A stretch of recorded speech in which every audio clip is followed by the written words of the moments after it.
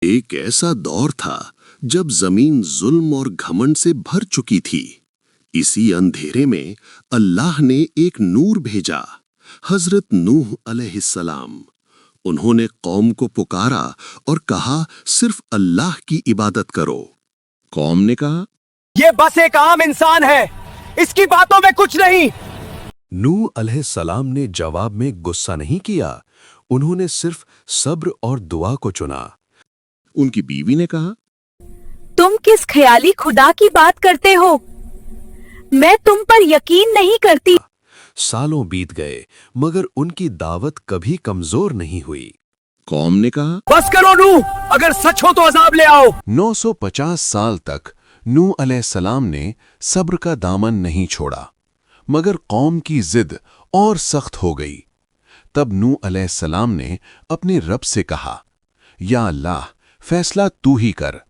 پھر اللہ کا حکم آیا ایک کشتی بنانے کا۔ نوح علیہ السلام نے کشتی بنانا شروع کی، بنا پانی، بنا سمندر۔ قوم نے کہا پانی بنا سمندر کے تو پاگل پن ہے۔ دن گزرتے گئے اور کشتی بنتی رہی۔ قوم روز آتی اور مذاق اڑا کر چلی جاتی۔ ان کے الفاظ تیر جیسے تھے، مگر نوح علیہ السلام کا صبر پتھر جیسا۔ کشتی بنتی رہی اور صبر اور گہرا ہوتا گیا۔ رات کو بھی کشتی بنتی رہی جب سب سو رہے تھے۔ فرشتے مدد کے لیے آئے مگر نظروں سے چھپ کر۔ کشتی اب مکمل ہونے لگی اور وقت قریب آ گیا۔ قوم نے پھر ہنس کر کہا، اسے پانی تک کون لے جائے گا؟ نوح علیہ السلام نے صرف اتنا کہا، تم جلد ہی جان جاؤ گے۔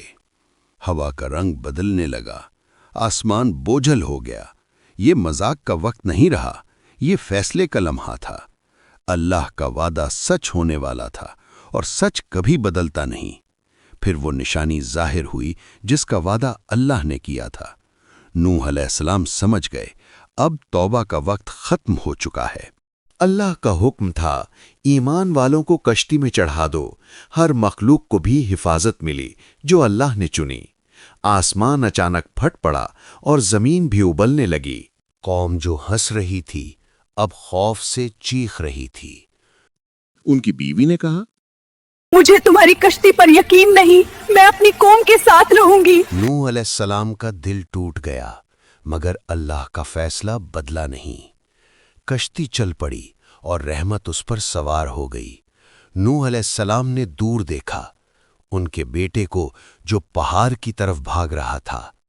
باپ کا دل چیخ اٹھا اور نوح علیہ السلام نے پکار کر کہا۔ ان کے بیٹے نے کہا میں پہاڑ پر چڑھ جاؤں گا، یہ پانی مجھے نہیں ڈبا سکتا۔ نوح علیہ السلام نے جواب دیا، آج اللہ کے فیصلے سے کوئی نہیں بچ سکتا۔ اور پھر اچانک پانی اور بیٹے کے درمیان پردہ آ گیا۔ نوح علیہ السلام نے اپنی آنکھوں کے سامنے اپنا بیٹا کھو دیا۔ قوم نے کہا ہمیں بچا لو، اب ہمیں یقین آ گیا۔ کشتی لہروں پر چلتی رہی اور دنیا خاموشی سے ڈوبتی رہی۔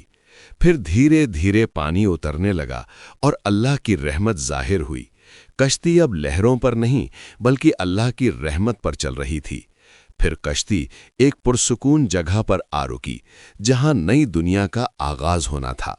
نوح علیہ السلام نے سب سے پہلے سجدہ کیا، زندگی بچنے پر شکر ادا کیا۔ پھر اللہ کا حکم آیا کہ مخلوق کو زمین پر پھیلا دو۔ انسانیت کا سفر پھر سے شروع ہوا مگر اس دفعہ صبر کے ساتھ۔ نوح علیہ السلام نے لوگوں کو یاد دلایا کہ یہ زندگی اللہ کی امانت ہے۔ انہوں نے کہا غمنڈ نے پہلے بھی تباہی لائی تھی۔ نوح علیہ السلام ہر پل دعا میں رہتے کہ نسلیں بھٹک نہ جائیں۔ نوح علیہ السلام نے نئی بستی بسائی تاکہ یاد رہے کہ حق کیا ہوتا ہے۔ یہ صرف ایک قوم کا انجام نہیں تھا، یہ پوری انسانیت کے لیے سبق تھا۔ یہ کہانی نوح علیہ السلام کی تھی مگر پیغام آج بھی زندہ ہے۔